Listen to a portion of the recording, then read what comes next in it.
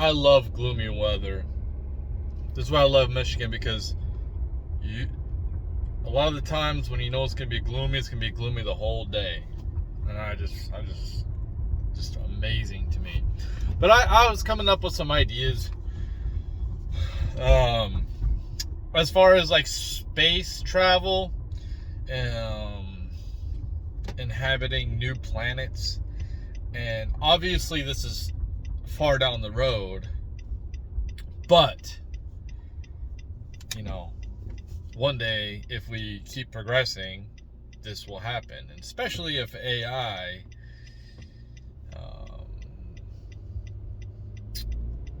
expands its intelligence so much that it surpasses us, and it just keeps expanding, and I guess supposed to expand more than we could ever think, more than we could ever know. Anyway, so this is my idea. I guess we think that there's habitable planets. We can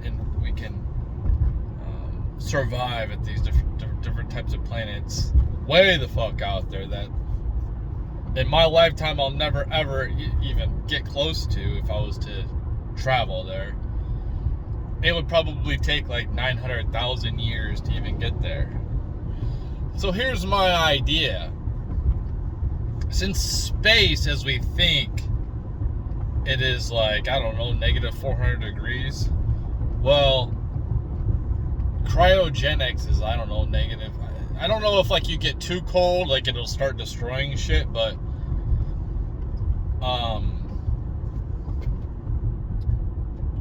we can make a spaceship, and with space it just keeps moving. You'll keep moving through space. So like, if we can make an AI system, or like, well, we have to make the AI system has to be able to be conscious and be able to see that there's any problems, or if they're going to go off course, to correct that. But I think that most of the power of the spaceship can be powered down dramatically for like hundreds of thousands of years. So you're just floating through space, right?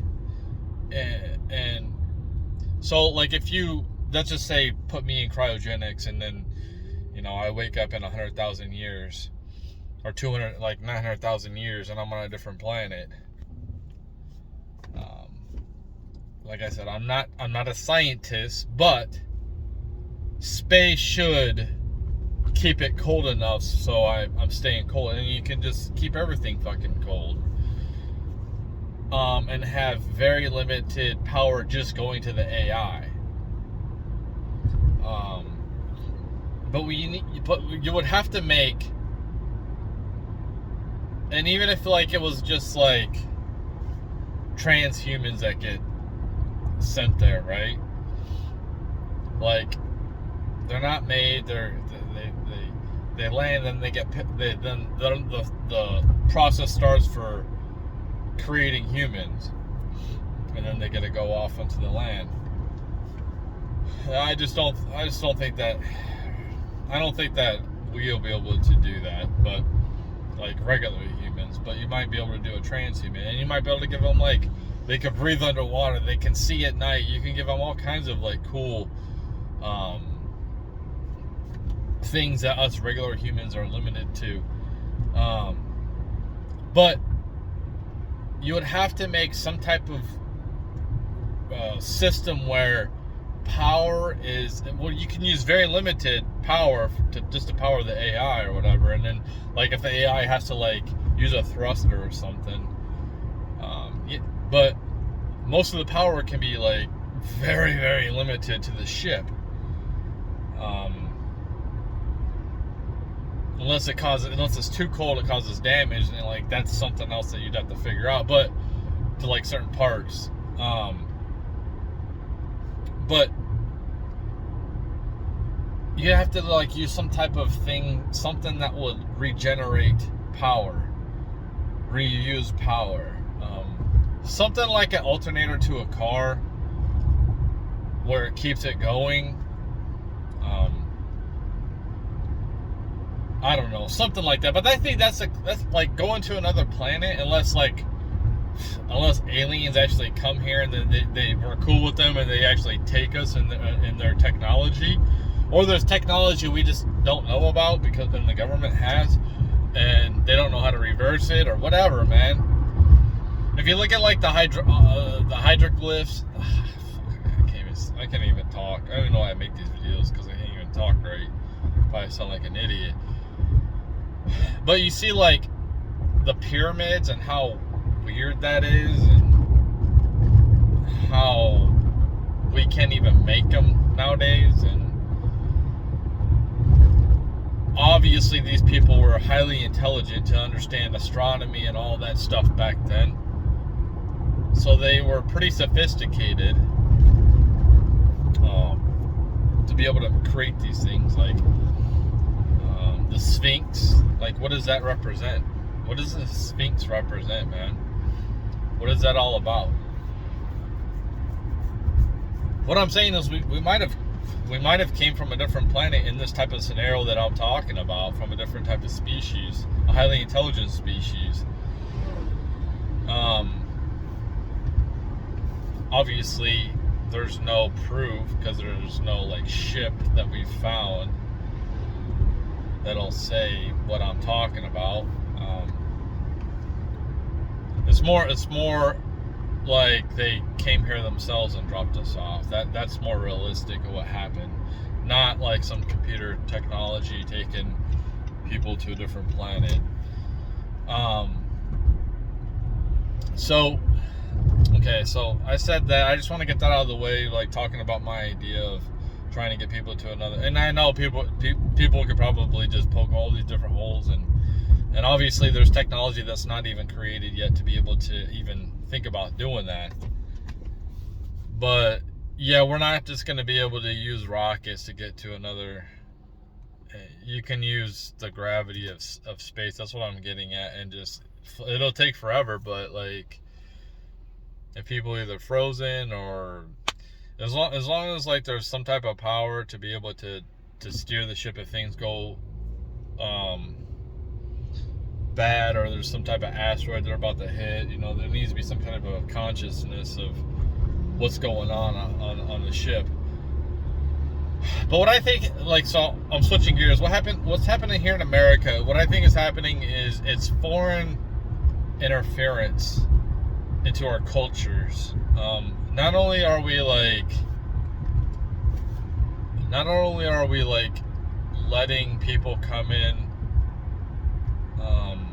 which I don't have a problem, people from different races. I don't have no problem with that. It's just like accepting the culture. Like I think it's so dumb to be able to move somewhere else and not accept their culture, be a part of it. Like for instance, if I was moved to a foreign country, I'm going to learn their language. I'm going to participate in their cultures and in their events and eat the food that they eat. And then their traditions. I'm not gonna be like all smug, like, no, you need to do what I'm doing, you need to accept me. No, like, that's their culture. I'm the guest. And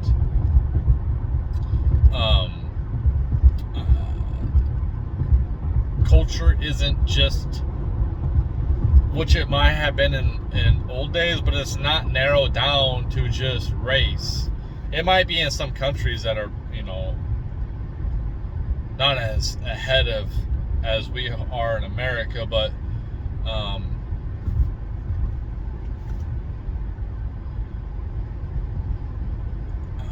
I think that they want us. The only reason, we are the last bastion of freedom. There's nowhere else to go. You can't go nowhere else. Like, what other country is like America, when you can have, like, I know we're not 100% free. I know, but because we got all of the huge taxes, but we are a lot more free than pretty much every other country in the world. And people take it for granted, man. They really do. But I think that they want us to infight. Other countries want us to infight. They want us to be on drugs. They want us to die. And that's the only way they can beat us. That's the only way. Unless they nuke us. Because this is what I think. America is extremely valuable. There's an ocean on both sides of us. So there's always going to be trade, foreign trade. There's always going to be that. Which is good. But I think that here we should focus on, I think that should be like a luxury item, a scarce luxury item. Most of our bread and butter stuff should be manufactured here.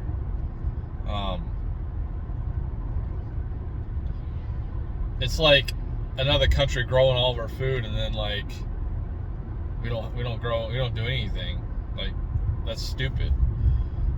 We need to be able to have enough manufacturing and resources here that we can sustain ourselves if we get shut off by the world. Like, look at the pandemic. That shows right there that we need to be independent from all other countries. We need to be dependent on, and they should be independent from us, everybody too. But the only way that America will be destroyed and inhabitable is if they just nuke it. If it just gets nuked and obliterated. Because, like, I'm wondering, and this is just my thought hearing about this, like the Maui fires, and here, you know, like it could have been orchestrated wildfires.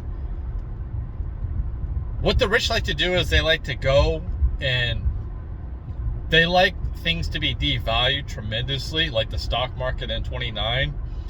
I know when it is and people are panicking, or they have to fucking sell their property because it's destroyed, like in Maui.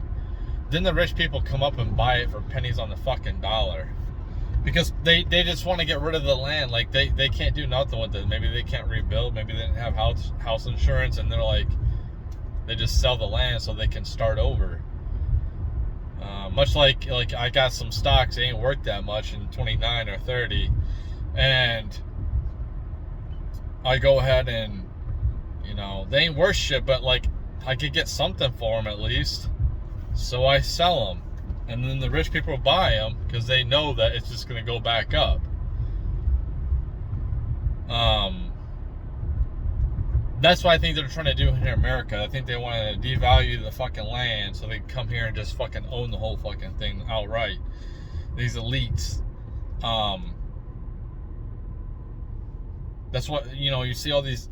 I just think that a lot of shit is manufactured crisis, or